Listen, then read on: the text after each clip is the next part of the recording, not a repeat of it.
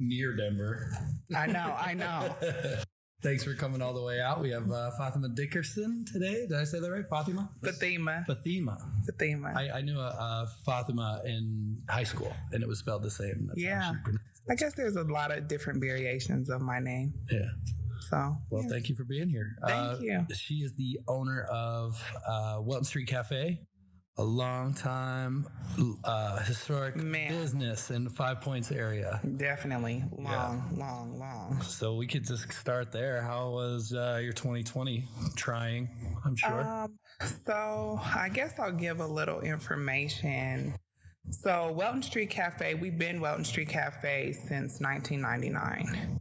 Wow. Prior to that, we were Wings and Tings. So we were at 2752 Welton Street, which now houses Mimosas. That will be opening the first week of March, I believe. So my parents started the business in 86. Wow. And so for the life of the business, we've been in 5 Points. Right. And so you probably started working there when you were pretty young. Out of the womb. Yeah. One of those things. When you have a whole bunch of kids, what do? Open a restaurant and put them all to work. My family owns some restaurants as well over the years, restaurants, bars. So you already know about that life, and it's hectic. So, so I am one of 5 owners. So my parents, they are still actively involved. Cool. I have a twin brother. His name is Fathima. And we have this little thing where we go, he's the taste and I'm the face. So that's how we play on that. And then one of my sisters is also one of the owners. So there's 5 of us. Awesome. Mm-hmm. Big family-owned business. That's what's up. That's awesome. Man. Yes. I bet you guys get at it with each other sometimes, though. Is it pretty peaceful? Or It gets peaceful, and then it gets not so peaceful when you're like, you're not even my boss. Like, who are you even talking to? You know? For sure. But I think even outside of the family, anyone who's been in bar and restaurant industries, they just kind of know the game. Yeah. Like, it's not personal. It's not. It's just like a cat and dog fight with front house and back house and bar backs and all that. Like, for sure. It's a high pace, high stress environment. Yeah, and sometimes you gotta argue quick and loud to get things done. Yeah, hurry up and get my stuff. Okay, good. Exactly. Now back at it. But this has probably been the best time of my life. Like just being in 5 Points, having the restaurant has put me in a position where I get to meet a lot of great people. Yeah. You get to serve people from like Denver's unhoused residents to ball players to CEOs. The range of people you service allows me to have a full spectrum of just the world and how people are. Yeah, for sure. I don't think a lot of people get to interact with people on a regular basis in that range. Yeah. So it helps me with my... So with the feeding the comes in? Yeah. Feeding the community for years? Oh, yeah. It is... it's one of the things where you have to do it. And I say it like that because you have people who are your regulars, and if they are experiencing hard times like COVID, you got to feed them. Yeah. You got to see where they are. What do you need? I probably give out free meals every day. That's awesome. Every single day. That's fantastic. I try to help too. I did the weekly at Cervantes. We were talking about that. Played Cervantes a lot, and always kind of like check in with the homeless community down there, give them some money for some food, and just this talk isn't with just them, homeless people. give them hugs. Yeah, people who just down on luck too. Yeah, Yeah, life happens to us every single day, and my mom always says no one ever tells you how life is going to be, and that especially 2020 with COVID and with 5 Points. So when COVID started, me and my sister, we voluntarily did a survey. Mm-hmm. And we put it on our Facebook fan page, and the hashtag was show up for us COVID-19. And so it was just a general check-in with people to see how they're doing. But because of all of the news talking about COVID impacting Black and Brown communities at a different rate, we just wanted to get some feedback. Yeah. And so we did. We said, if you do this survey and come in with the hashtag, we'll give you a meal, And so people are like, your business and helping at the same time. I said, I just want to, we shared the information with the city of Denver. Mm-hmm. And they had access to the Google Drive to just kind of know, like, this is what's going on in this area of town. Yeah. And it was a good little turnout for it to be like a first survey. Yeah. And it was just organic, like, let's just do something. Cool. And so that was one of the first things we did. I saw you did a First Friday Jazz in the Park. Did that? We did, so the Curtis Park Neighborhood Association, Friday on. Oh, okay. And we just started a neighborhood association. It's called the Heart of 5 Points. Oh, cool. And so I am collecting all emails, phone numbers, if you want to get involved. Because I said, shoot, I love 5 Points. Yeah, we'll try to connect more after this. If you have stuff you want to throw out there, I'm happy to throw it up for you. Yeah, we got to get more people involved. I love that neighborhood, and I love that part of the city. Just I've been concert going at Cervantes for years and years, and playing there, and just being in that community is great. I love it out there. Yeah, you get some real people. Sad to see some businesses going down, and whatever we could do to help you keep that gym open, So we, in the beginning of COVID, like, you had to kind of give your donations where you can.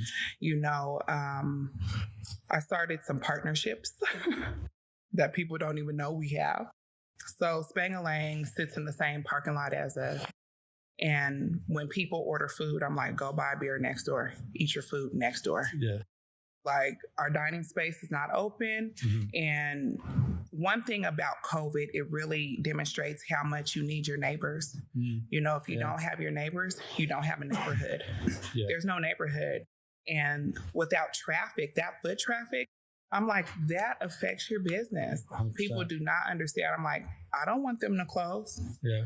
It's not even any restaurant that opens along the corridor. I don't look at it as competition. We need them. We need them, and we need them. So I'm constantly so kind of an eco cycle, right? Yeah. Yeah. We need everybody. And so that's another thing I did. I wrote a little COVID check-in, mm-hmm. and it was posted in the 5 Points Atlas, which is a new paper that's circling around. And it was about, don't forget about 5 Points. Just letting people know where we've been during this process, because when everything shuts down, you don't anticipate everything just shutting down. I don't think any of us saw the magnitude of this coming. It was, we all knew we were going to have to lock down for a little bit. It was scary, but I had no idea. Did you guys end up having to close for a period of time? No. So you were, how did you get around that? So, oh gosh, this gives my whole body chills. Yeah. It's an emotional relationship. I understand. Because we did not want to get rid of our staff. Of course not. Because you care about your people. Small businesses, big time. They're different than main my mom's bar restaurant is the same way. Yeah. They care about their employees. It's a big family. Obviously, you guys are family run. So it's an extension of your family when people help you run your business. So you're like, we can't get rid of anybody. Yeah. So if we decreased our days, we decreased our hours. Within the first couple of weeks of COVID, this is what went on. So you have all these bars and restaurants closed. So your food vendors are impacted. Their layoff. Food is late. Yeah. Our bread late. Yeah. Our beverage late. It's not just our linen late. Everything's late. Thrown out. Oh my gosh. And so people are calling up to the restaurant. How come I can't? And how come I'm like, look here, lower your tone. Yeah. There's a whole bunch of stuff going on nationwide. So just having to adjust to what was available from things that were out of our control. Like, are we going to be able to provide this for our customers? This is on our menu. And everything is late or they don't have it. Like strawberry soda, for instance, black food and strawberry, anything red. Like, I know that's a little stereotypical, but these black folks is tripping. Like, y'all don't got no strawberry. Where's my strawberry? I'm like, no, there's no strawberry. Well, what do you mean? Well, as a business, you come to have certain things, and people, especially regulars and stuff, they want that. That's where they go for that specific thing. So it makes sense that you're not having what they want, then they're going to get upset. Yeah, they are. But I think one of the fun things that I did during COVID. So when the schools closed down, the world's finest chocolate, the little dollar fundraiser chocolate, they reached out and said, the schools are closed. Can you guys sell chocolate? I'm like, sure. So I get all this chocolate. And so they're like, how are you going to sell that chocolate? I said, a chocolate woman knows how to sell chocolate. Okay. Especially to the brothers. Do you want the chocolate that tastes like me? Where are you at? He's like, give me the whole box, So it was one of those things where the average person would look at this box of chocolate and say, what do you want me to do with this chocolate? And I have a hustler's mentality. Of course, yeah. I'm going to sell it. Yeah. This is an income. And I remember one of my friends who... You grow up selling food. Yeah, you grow up. I'm selling whatever, But he's always had like a, office job. So he doesn't understand. He's like, why do you have all that chocolate? I said, because it's for sale and I'm making some money, and he's not really understanding. I said, bro, what's up? This is survival out here. You got to do what you got to do. Yeah. And so I ended up selling all of the chocolate. Nice. And that was something that I didn't think we would have to resort to. Right. One of the good things about being in the neighborhood for the years that we've been is that we've been able to get donations from people who just want to make sure we're there. Yeah. So whenever I get any type of monetary donation that goes toward goes toward feeding people for free. Awesome. And I'm just like, I am not that person. Like, the caretaker in me is just like, okay, seniors, first and foremost, they will get something from me. Women with children, kids. I grew up with a single mom. Yeah. I hear that big time. You got to kind of find a way to distribute the funds. Yeah. And it's something that I make sure is done daily. Somebody's getting something. Man, if more people had that outlook and attitude, it would be a better place to live here. I truly think that. I think that it takes a village. I think that helping each other is so important, and especially through times like this. And I think that there's been some positives in this, and I keep talking about the positives of all this stuff because there's so much negative to talk about. I don't watch the news. Right. I think that, it's a scary place. But I think that we've come together a little bit more in certain ways. And I think that we're starting to break some walls down, which is good. And also there's a lot of more hate. But I think that it's important to just get down to our humanness and help each other and help each other thrive. Nobody can do anything alone. No. As much as you think you can. As much as you think you don't need anybody else, you can be successful. We all need each other sometimes. We need each other in so many ways. Yeah. And I think one of the things about this is people will always feel like, how am I trying to say this? You tell a lot about yourself by the way you treat strangers, people you don't know. Yeah. People of course, there's going to be baggage. but the way you treat strangers tells a lot about character. I agree. To me. You never know who. You don't know what they've been through. You don't know who you're talking to. You don't know what they know. No. You don't know. There was this customer who, he's passed away now. Toward the end of his life, he used to always come in the restaurant and ask my mom for money, ask her for food, ask her for a cup of sugar. It was just always this mooch. And I just had an issue with that. Don't help him. And so it wasn't until recently, she said, when we first started the business and I would be down there late at night and it's cold and I didn't have a car, he would take me home. You know what I'm saying? Like, and if he couldn't take me home, because there was like a cab service station down in 5 Points back in the day that I don't know about because I'm too young. But she said he was like always making sure I had a ride home. If he couldn't do it, somebody else did it. Yeah. She said, you never know where you're going to end up in life. She said, you guys see him now. She said, I knew who he was when he was up, you know, and I was on the other end. Right. She said, so no, he can have what he needs. Yeah. And I provided it because he helped me get home to my kids, right. You know, and I think that's one of the other things when it comes to any level of success. People see where you are now. They may see Welton St Cafe on Diners, Drive-Ins, and Dives, and our Coca-Cola commercial, and my mural. Those are what's trending right now. Right. But to know where we've been for the life of the business, it's going to be trial every single day. You know, well, I think you get what you put in, you know, and you guys have been putting in for so long that any of that stuff, like 100% is deserved, and you should celebrate it. It's great. It's awesome. And that's the whole point, I think, is if you put good out, you're going to eventually get good back. Oh yeah. It might take a long time. Yes. It might take a very long time, but it does come back. And you surround yourself with love and understanding and caring and kindness. I think that always going to come back around for you. Oh, yeah. Full circle. Yeah. You just talked about the mural. It's beautiful. Thank you. I saw it. It's so beautiful. Who did the mural? You. So Jody Herrera and Miles Tolan, they're both from New Mexico. Okay. And that was just super dope. They were both very, very great. About 3 hours with each of them separately. Okay. Jody reached out to me. Musa Bailey.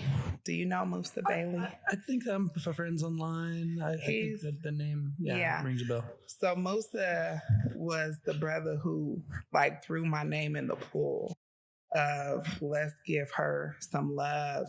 And he was keeping everybody fed. Right. I said he was probably the last person because you never know who watches you. Yeah, you know what I'm saying? True. And so they wanted to give some highlights of 5 points from my understanding. And because Jody does women of color, it was like, no, the generation who's here, let's recognize the people who are here. And this woman is here every day. And so I took about 70 headshots for that. And the original mock-up had my hand in it. And so I was looking, they wanted a side profile. And so after about 70 headshots, I was like, I'm good. I'm good. Yeah. I was like, I'm all pictured out, even though I'm the selfie queen of Welton Street. But one of the things that I appreciated about the artwork was that there's two conversations. One, they did not minimize my Blackness. And that's huge because I see all of the new makeup that's out there, the contour, the highlight, the airbrush, all these things that Black women are taking away their features. And so I said, my lips are very full. Like my nose is round, my cheekbones are defined, and my skin is dark. That is the essence of Fathima. Do not minimize me. They did great. It's so beautiful. Yeah. It's wonderful. Yeah, I looked at it for a long time before we came in here. Yeah, I said, do not. Cool. And the other conversation was about me having a mural and being a living person.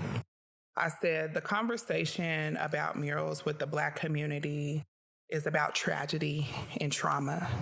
And so here it is, I'm alive and well, and no one has to represent me. I represent myself. You know what I'm saying? Like, in your community. And yeah, my community. It's just like, we do not only have murals of people who have died. Yeah. You know, there are people making an impact on our community every single day who are living.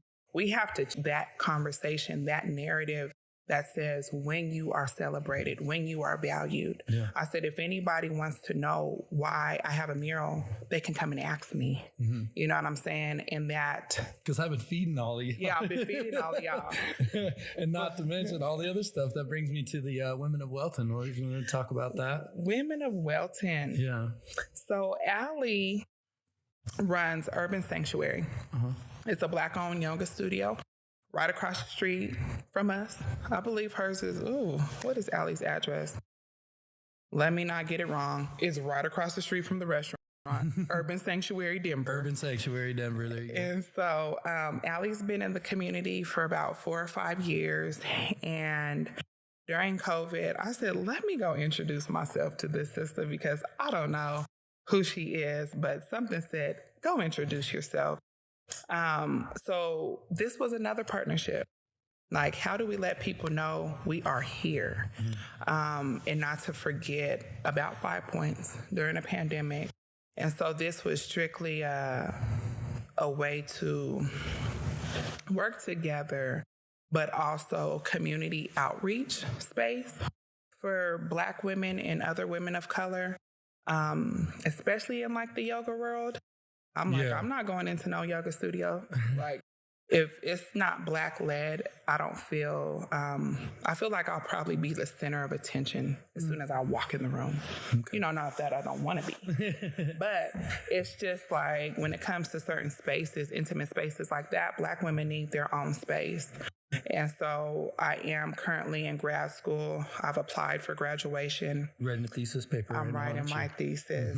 And it is called 4 Seasons Alone, Sacrifices of a Strong Black Woman. And it is really personal. It's about myself, writing about the narrative of work, paid and unpaid work, and how that has really put me in a space where I've lost my identity. And just being in white spaces with whites, it really lets me know that the connect right here going on. And where are the Black female voices? And do Black women have spaces where they can be themselves? And so for my thesis, I said, well, let me kind of see how this would work. So we created the space to see if we can get Black women to come together, women of color, and be able to get supported security and nurturing. I think I'm looking at one of those voices right now. I know. So, but it all, I think it's wonderful that you're just taking action like that, because a lot of people will sit back and be like, well, there needs to be this. But not a lot of people are courageous enough to be that. Yeah. So I give you props for that. The first meeting we had, it was like one person, then 2 people, and then it was like 3 people. And I said, that's okay. I said, because we're planting the seed. You know, if we only get 5 people, that's 5 more people we didn't have last time. Yeah, of course. You know, I think when it comes to trauma for our community, we have to address it. Women of Welton is really also trying to engage teens in our younger community so that they also have a space. That's getting tough, huh? They can come, because the way of the world is different from when I was growing up. And so we need to make sure that this is a space where we first are reaching women and we want to reach children. We do have, we are trying to incorporate some workshops for Black men as well, because whether people want to believe it or not, like, our lives are like this. What I go through and what Black men go through is really like this, So ultimately, we do want to reach the collective for the family. Yeah. But we have to start with foundation. How well are the women doing? Mm-hmm. Yeah. Well, that's great. Real quick, I'd like to just shout out, thank you, Island 45, for having us. Thank you, Denver Kush Club, our sponsor, right down there in 5 Points. Speaking of 5 Points, I wanted to, you've been down there for quite a while, obviously, since you were a little baby. Yeah. What changes have you seen, positive, maybe negative changes? Do you embrace more of quote unquote gentrification? Do you think that there's a way to coexist with that? I don't know. What do you think about the changes and what you've seen and the time you've been down there? So it's a lot. It's a lot. So this is a hard conversation when it comes to gentrification. I think for the Black community, one of the things that we will always miss out on is access to information. What I ultimately would love to have is a resource hub. I want like a Welton St Cafe Family Foundation, because that way, whatever information is out there, it will help the community so that we're not having neighborhoods that used to be Black that are no longer. I guess that's Black. My question is, like, how do you find a balance with that? So first and foremost, I guess I should say that the majority of the property along 5 Points is still Black owned. Yeah. I'll say that. It's still very much Black that's awesome. owned. Yeah, that's good. Keep it that way. Yes.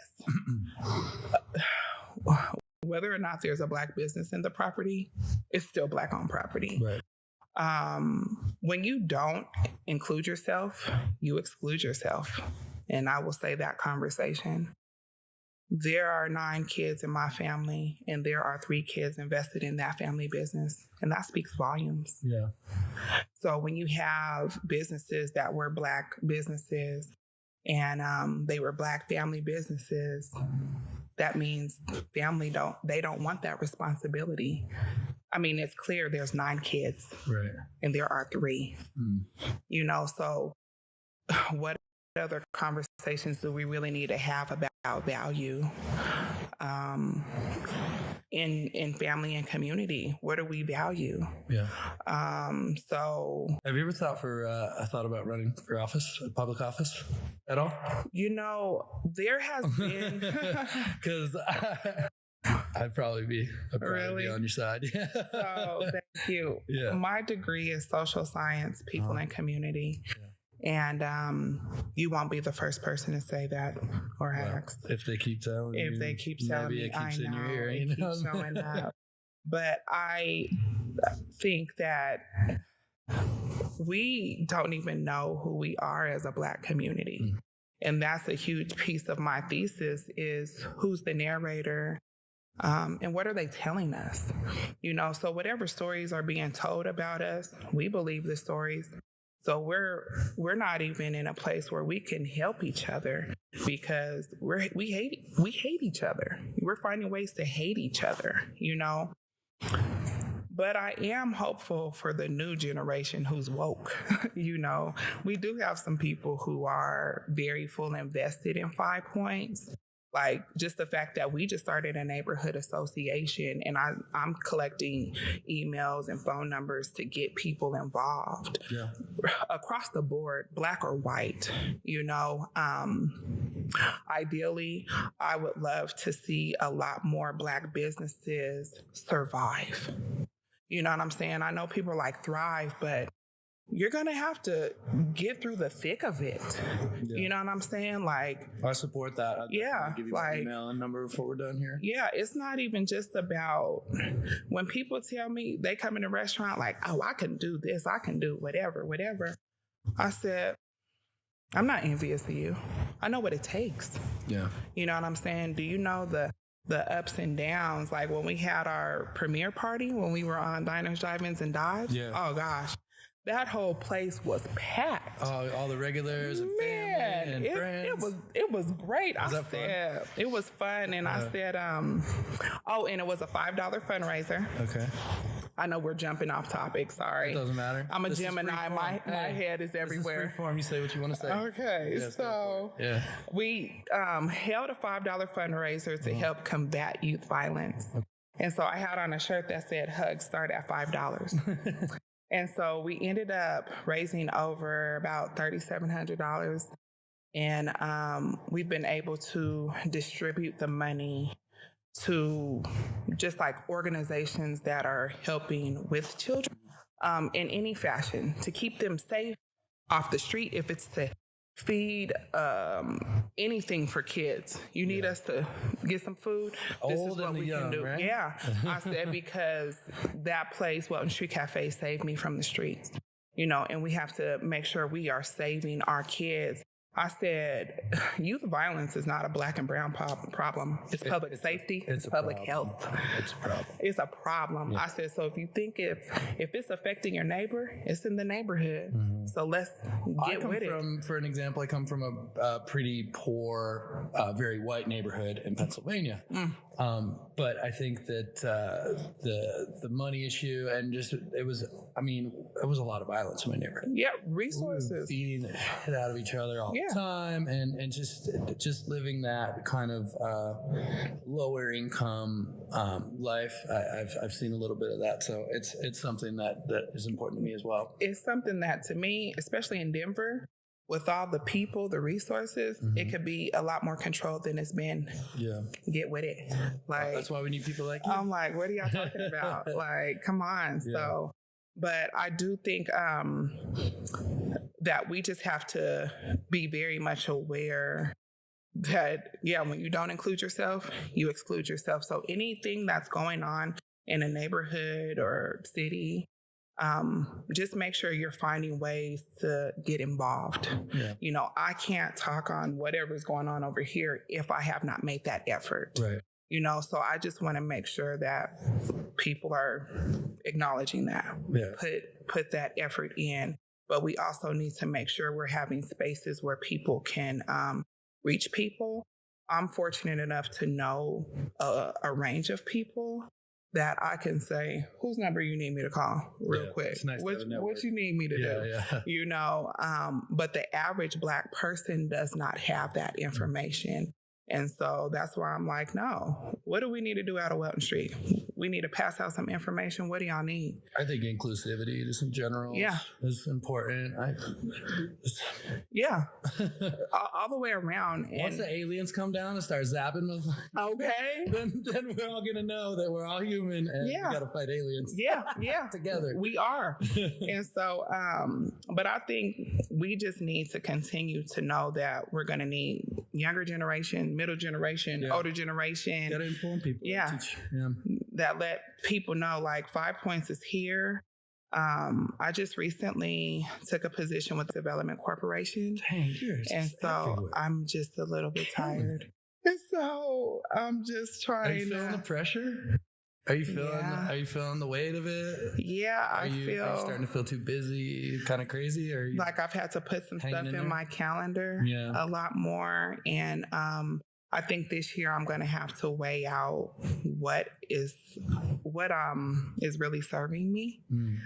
Or what I just recently had to do that myself. Yeah. Or what I'm like adding value to. Right. Like I want to be able to add value and have it add value to me. Yeah.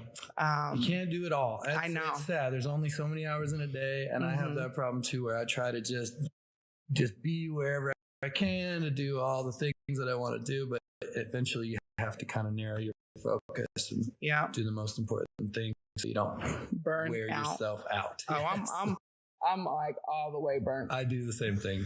I wear myself out.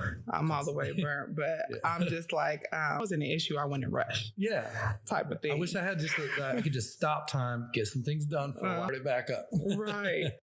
So, but there was another part to the 5 Points question that you were asking me. Yeah. Gentrification was one part, and then there was a follow-up question that I was trying to touch on, but I don't remember. Changes that you've seen over the years? Changes, positive. Yeah, positive and or negative. Okay. I like that 5 Points is appearing a lot more attractive.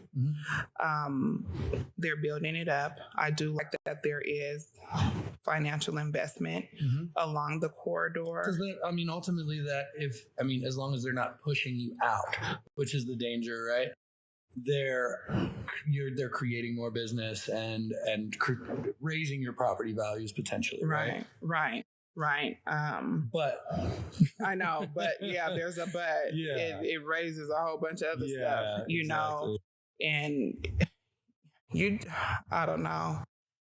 We just hope that, however the full picture looks, that your business will always be included.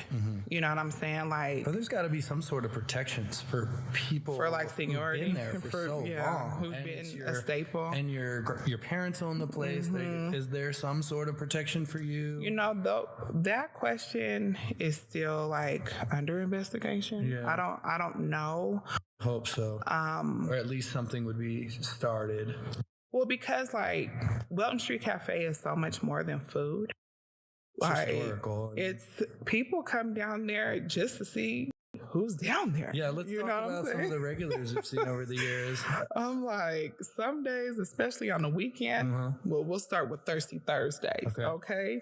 When you get the brothers and the sisters who are all dressed up, looking nice, you know, we got Fine Fridays, Sexy Saturdays, like it's a whole show sometimes. Nice. And so, but don't date your customers. Do not do it. Is that the more? Do not, man, don't do it. Yeah, I've learned that.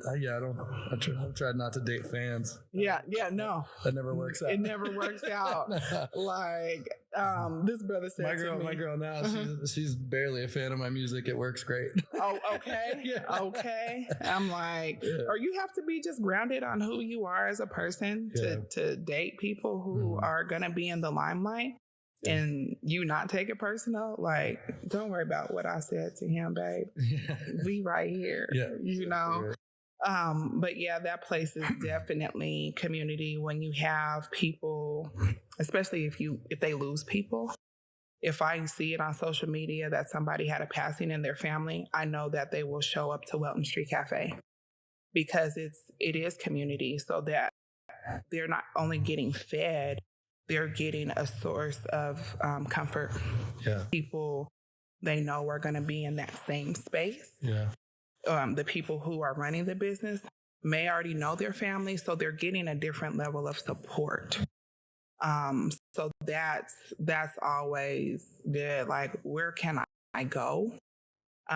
It's been hard for a lot of my, regulars, I'll say, with the dining room being closed, because we feed a lot of people who are single. You feed a lot of elderly people. So people who don't have family, what happens to them? You know what I'm saying? So us not having the dining room open has impacted people on so many different levels. Because it's that like meeting spot. Mm-hmm. So people come and converse and talk and people, So, and people want to be around family units. Is there hopes to open up the dining room soon? I heard that our the 50% we've gone down to an orange or yellow thing.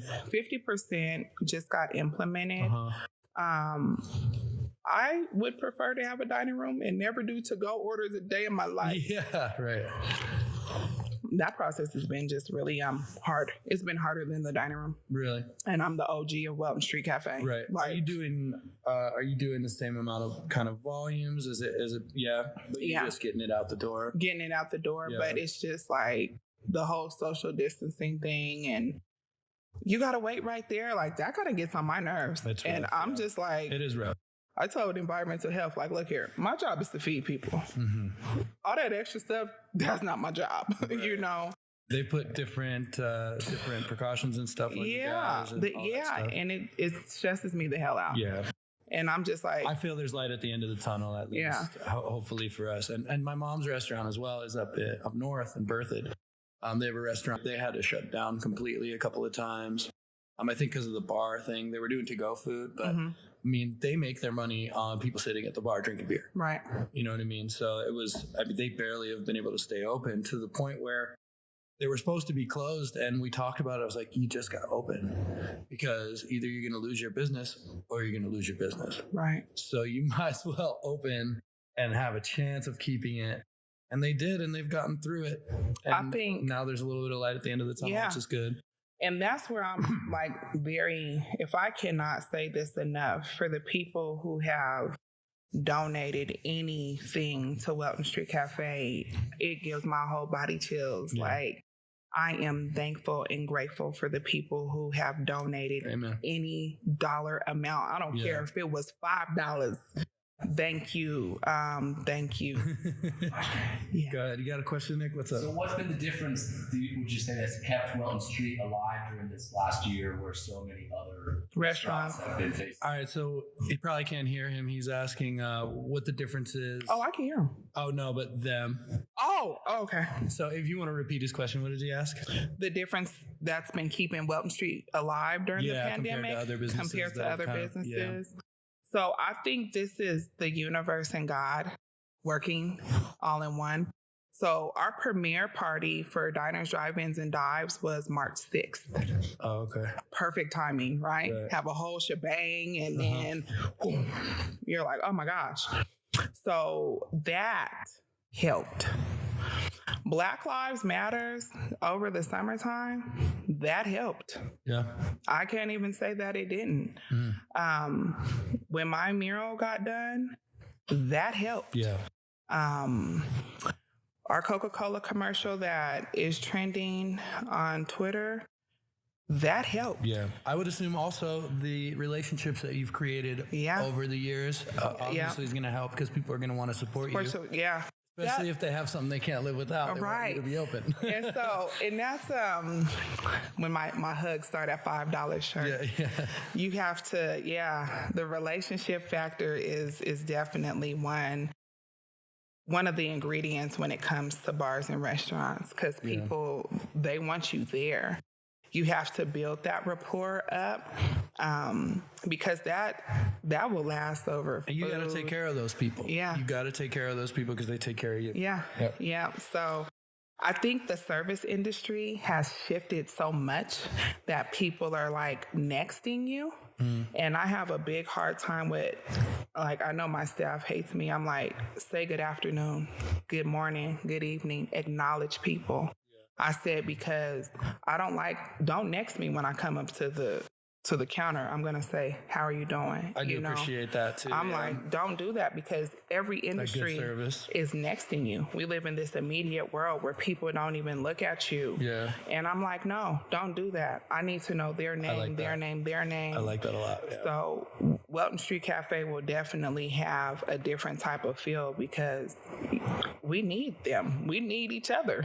Like, full circle once again. For sure. Let's talk about the menu. Has it been a lot of the same? Is there some exciting things that maybe have changed between your parents to you? No. Well, because the thing is that I am front house. Mm-hmm. I am the messenger. Right. I don't cook.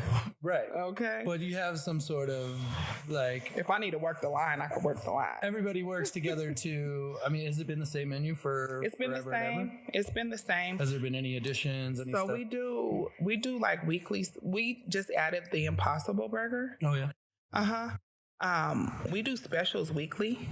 And so, like, on certain days, we'll have, like, featured items. Oxtails, we have them every week. That is, like, the biggest special. Right. Everybody comes down for. It's like a Tuesday. Do y'all got some oxtails? I'm like, you run out? Yeah. Yeah. That's the special we sell out the most. We did, we'll cook whatever. You know what I'm saying? Yeah. If anybody needs catering from us, just FYI. Yeah. If you want spaghetti and meatballs, we'll make spaghetti. You'll just cater whatever. Whatever. Yeah, you need some breakfast, what you want us to cook. Yeah, exactly. You know, it doesn't have to be exactly on the menu. Yeah. But we did some, like, hot links one weekend. We do. Starting to get hungry. I know, we do steaks. Like, we do stuff every week. that's probably not fried. Yeah. Because we know our menu is fried. I hear people rave about the catfish a lot. The catfish, the honey hots. Those honey hot wings, they want honey hot sauce on everything. Can you put honey hot on my French fries? I'm like, no, but I'll get you some honey hot sauce. It's hard because when you try to change the menu too much, people are like, why did people push back? Yeah, like we Makes don't sense. want that. And specials and stuff obviously works out, but do you guys have salad? No. If you want salad, go have salad down the street, but not down here. No. Like that's not here. Yeah. So, Oh yeah. We're celebrating Black History Month right now. We are. What if there's something you would like more people to know about Black History Month, what would it be?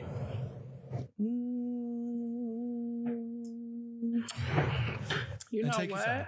I think that I need to know more about Black History Month. Like, I agree. I'll be honest with you. When it came up, I was like, I don't know shit. I'm like, I should be more educated, but I'm generally not that educated. I'm sitting over here like really trying to figure out what is being taught in schools because I don't have any kids. Yeah. So I actually don't know what they're teaching in school nowadays. I know when I was in school, it was very, very like Black History Month, and that's it. Black History Month is every month. Every month. For anybody who's Black. Yeah, I mean, I'd say that it's just history, right? It's history. I mean, people of color have made huge history always. Yeah. Since the beginning. So it's kind of crazy to me, but yeah, I definitely could be more educated. I think if for Black History Month, just find a way to research someone you don't know. Yeah. Like writing. Support Black-owned businesses as well. Support Black-owned businesses.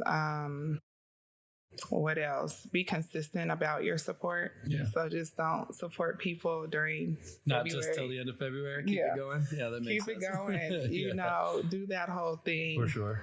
But just make sure you're making the effort to educate yourself in that lane. True. Because I'm still in the process of learning all the time, and that's probably not going to end.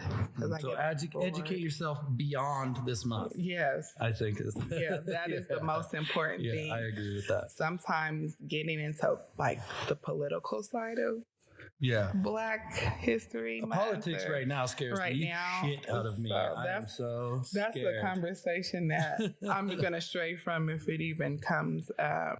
Yeah.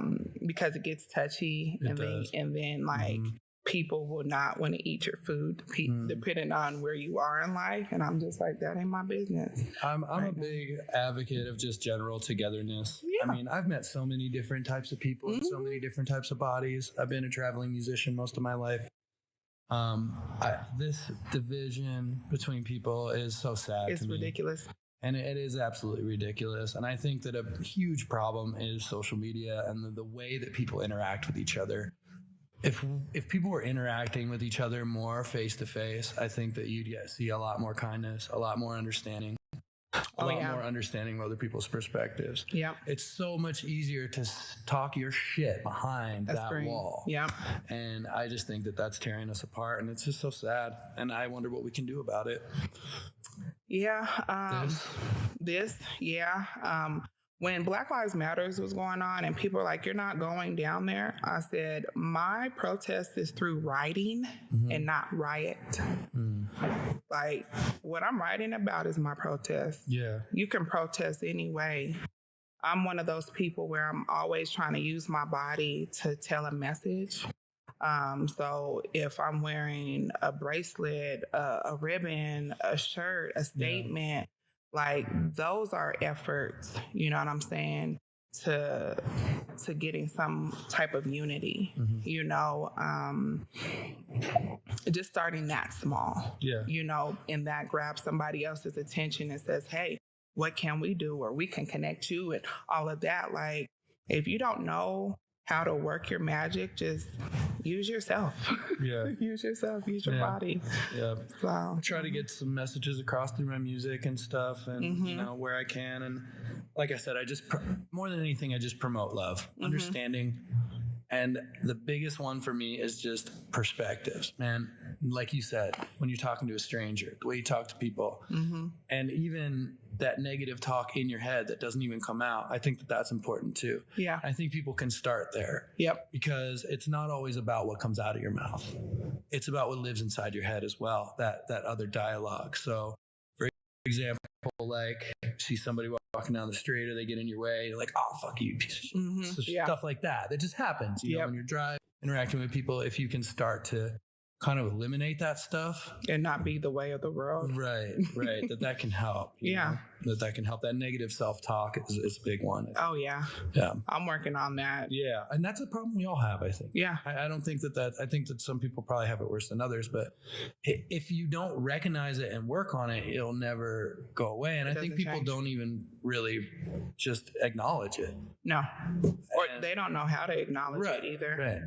Right. Or some of us don't even know it exists. Right.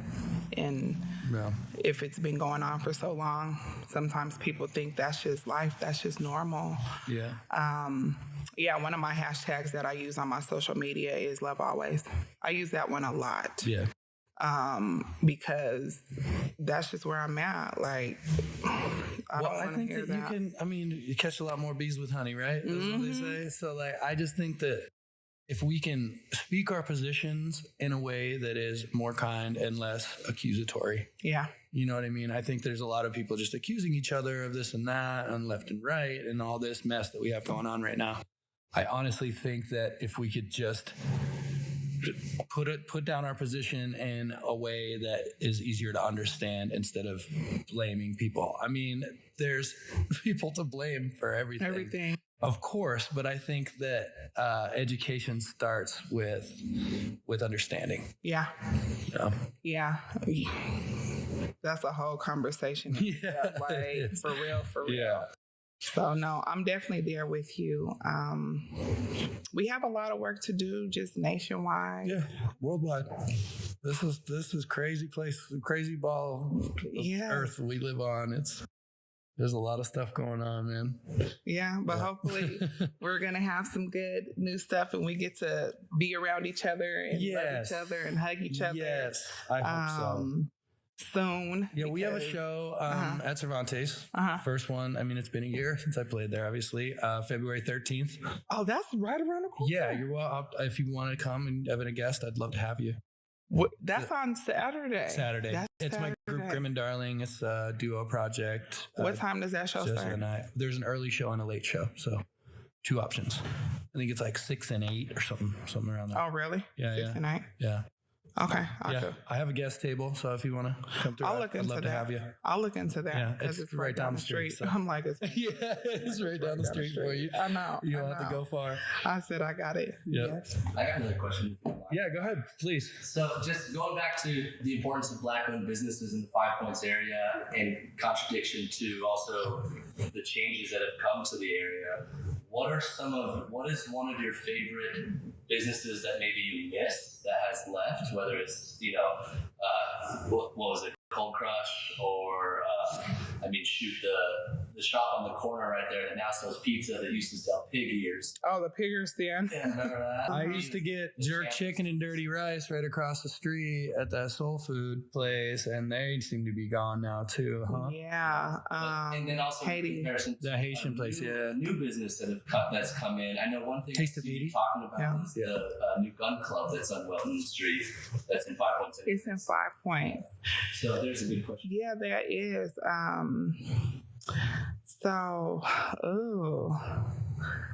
For a long time, it was just us, Cervantes, in the DMV. Right.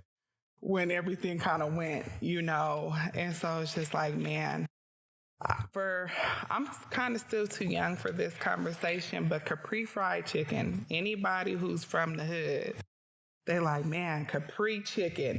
So I know as a collective, as a neighborhood, everybody misses Capri.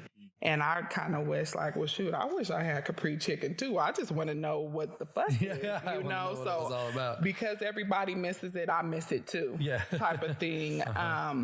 There was a bakery, which is now Sherry's Soda Shop, right next door to us. I forgot the name of the bakery. Oh my gosh. But there was a bakery next door. And they used to sell these little, like, key lime pies. That's my I love key lime pie. And I was just, like, so sad to see them leave. Yeah. And so I miss them a lot. Yeah. But I don't even think they, like, live in Denver anymore. Like, they just relocated. And I'm just like, why? Yeah. So that kind of hurt my heart. The new businesses, 1770 Armory and Gun Tailors. They're like right off of 24th and Washington, and it's a Black-owned indoor shooting range. It's a virtual shooting range. Okay. And so they offer you training and just safety tips. Yeah. It's really cool. They have like, it's almost like an arcade, like, but it's real. It's a real gun. Right. That seems fun. And it's giving me a different conversation with guns. I'm still not like really comfortable with guns. I grew up with them. It's super weird. I'm Western Pennsylvania. Okay. So I've been shooting guns since I was a little kid, and I feel comfortable with them. I don't feel comfortable about them. Does that make sense? Yeah, no, that makes sense. That makes sense. Yeah. So it's still helping me get, I'm a very appreciative for the staff, the team to come in the neighborhood and give us a different conversation about guns in the Black community. And, they just opened, I believe, in like, don't quote me, October. You know, but they've been going hard. They were just on the news about 2 or 3 days ago. Okay. When they first opened, they made it to the Denver Post. So they're getting a lot of recognition, which is good. They've gotten on some of the like local newspapers as well. So definitely check it out. Because they have a Guns N' Roses event for Valentine's Day. Oh, nice. And so it's just like come and shoot and have like some fun with us. Yeah. And so I'm still like, I think I might have to go. I'm excited to get back down there, man. I live in South Aurora. I'm like way out there, so I don't get into the city much this year, but it's been sad. I've just been working all over Colorado, doing a 9 to 5, so I move furniture all around. Okay. But where are we with time? How are we doing? Just at an hour, right? Oh, just under an hour. Perfect. So let's try to wrap out around an hour. Oh, that's cool. I always try to end with something that I'm grateful about. Okay. And as I give mine, you can think about yours. Okay. I'm really grateful that music seems to be coming back. I got a call from my corporate talent agency. It was my real job, not my like 9 to 5, like my career job. And they're revamping my product, and we're going to get back into playing some music. Yes. Okay. I know. But that's so much pleasure, though. Yeah. I need it. Therapy. Can we talk about that? I really need it. It's and a I'm happy the type place. of person. I've been playing live shows since I was 16. Wow. And I'm 35 now. Okay. So it's been a huge, biggest part of my life for more than half my life. So I mean, I was lost. That's a part of your vein. I was lost without it at first, but then I was able to kind of go in and I created a lot of studio music. So I was happy with that. But good. I'm happy for you. Thank you. Because it's just like, don't take away my best friend. I'm one of those people where music is my companion when I have nothing else. Well, I have a new relationship with it, I feel like now. My boss sent me these pop songs that I have to redo. And that used to be something for me where I was kind of like, a little, like these pop songs. But now I'm so much more grateful. Yep. And I'm like, oh, sweet. I'm going to do this pop song. It's going to be fun. I'm excited. Well, shoot, you're in a whole different place now. Shoot. It changed my perspective on it for sure. Definitely. Yeah. I'm grateful just in general, just to always be in that space of things can be worse, So I always like to begin every day with a grateful heart, a grateful spirit, because the way of the world will try to swallow you up. Yes, it and will. You don't want to be that person. Yes, it will. I'm grateful for new beginnings, new network, new friendship, because you never know who is sent to you and for what reason, if it's helping you see yourself or just develop a new idea, what have you. Yeah. We never know how we are being used in the world. That's true. That's what I'm always grateful for. Or listen to those feelings. Or listen to those feelings that direct you towards your ultimate goals or whatever. Oh, yeah, definitely. Definitely. Yep. So, yeah, I'm still going to be feeding everybody in 5 points. You're going to be feeding me soon. You'll be seeing me soon. I'll be down you. there. Yeah. Thank you so much for being here. I truly appreciate it. Thanks, Island 45. Thanks, Denver Kush Club. Next episode, we'll be blazing up some new stuff. Thank you, Shared Views. Thank you, Nick. Thank you, everybody who makes this possible. And you're awesome. I can't wait to see you again. I'll be down in 5 points. We'll hang out. I'll give you my number and my email for your list. Yeah. Yes. Thank you so much, guys. Thank you. It's a wrap. I don't know how you feel about it. I love hugs. Are you good with it? I just don't know where we're at these days. Thank you so much. Thank you. I love hugs. I'm one of those people who are like, I need 700 a day. Yeah, I need it. I'm like, forget what you heard. 100%. I said I have to figure out really what COVID is, because to be an essential worker through